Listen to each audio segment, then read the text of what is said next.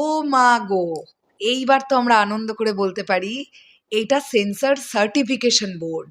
Yes, যারা cinema দেখে যদি মনে করে যে সেটাকে অ্যাডাল্ট সার্টিফিকেট দিতে হবে, তাহলে তারা এ সার্টিফিকেটই প্রদান করে।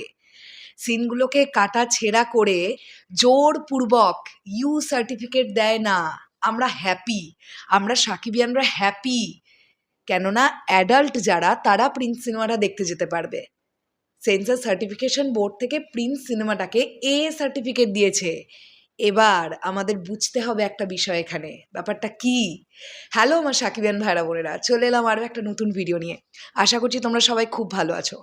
প্রথমত কমেন্ট সেকশনে জানাও, আমার মনে হয় আমার সঙ্গে সাকিবিয়ান ভাইরা বোনেরা দারুণভাবে একমত হবে যে এই যে sensor certification board A certificate প্রদান করা শুরু করেছে, এতদিন কিন্তু আমরা এটা দেখছিলাম না। সার্টিফিকেশন বোর্ডের কাজ কি? তারা একটা সিনেমা দেখবে, যদি তাদের মনে হয় সেই সিনেমাটাকে ইউ সার্টিফিকেট দেওয়ার, তারা ইউ দেবে। যদি মনে হয় তারা ইউ এ দেবে, তাহলে ইউ এ দেবে। যদি তাদের মনে হয় যে না সিনেমাটা অ্যাডাল্টদের জন্য, তাহলে তারা এ সার্টিফিকেট দেবে।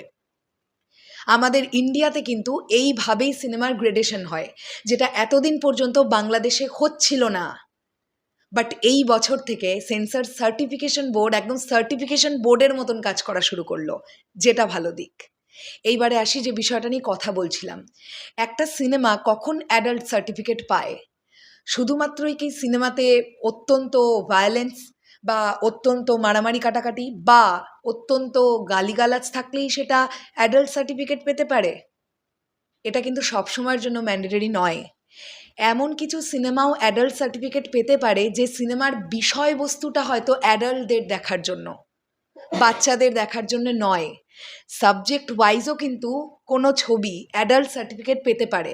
তাতে থাকতে হবে না কোনো কাটাকাটি, থাকতে হবে না কোনো মারামারি বা কোনো স্ল্যাং ল্যাঙ্গুয়েজ।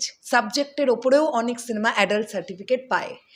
যেহেতু প্রিন্স সিনেমাটা 90s একটি গ্যাংস্টার ড্রামা, এক্স্যাক্টলি কী কারণের জন্য অ্যাডাল্ট সার্টিফিকেট পেয়েছে সেটা তো আমরা জানি না। সেটা একমাত্র সার্টিফিকেশন বোর্ড বলতে পারবে এবং প্রডিউসার অ্যান্ড ডিরেক্টর বলতে পারবেন।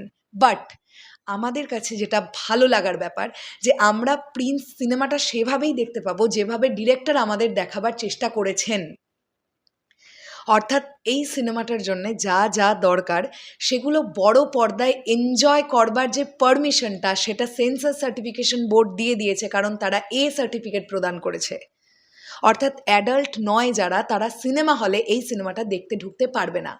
আর মজার ব্যাপারটা হচ্ছে, গত 5 বছর 7 বছরের ট্র্যাক রেকর্ড চেক করো।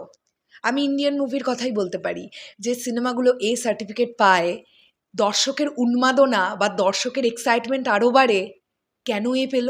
দেখে আসি তো কেন এ পেল। এইভাবে সিনেমা অল টাইম ব্লকবাস্টার হয়ে যায়।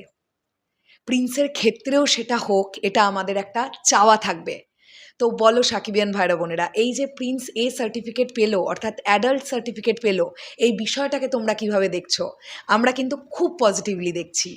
তোমাদেরটা অবশ্যই বলো। আর একটা কথা বলে দিই, এই সিনেমার রান টাইম আমরা দেখতে পাচ্ছি অলমোস্ট 2.5 ঘন্টা, মানে 2 ঘন্টা 29 মিনিট, পারফেক্ট একটা রান টাইম আছে। এইবার গল্পটা টান টান চলতে হবে, কারণ এটা একটা 90s গ্যাংস্টার ড্রামা। দর্শককে কিভাবে আটকে রাখা যায় সিটের মধ্যে, সেটা তো ডিরেক্টর বুঝবেন ডেফিনেটলি, কিভাবে তৈরি হচ্ছে ছবিটা। আর প্রযোজকের নাম কিন্তু শিরিন সুলতানা, এবং এই সিনেমাটা অ্যাপ্লাই করেছেন সেন্সর সার্টিফিকেশন বোর্ডেও শিরিন সুলতানা। কাজেই এই যে নানান কিছু লোকজন বলার চেষ্টা করছিলেন যে এই সিনেমাতে নাকি বাজেট সংকটের জন্য অন্য কোনো প্রডিউসার অ্যাড হয়েছেন, বিষয়টা এরকম নয়।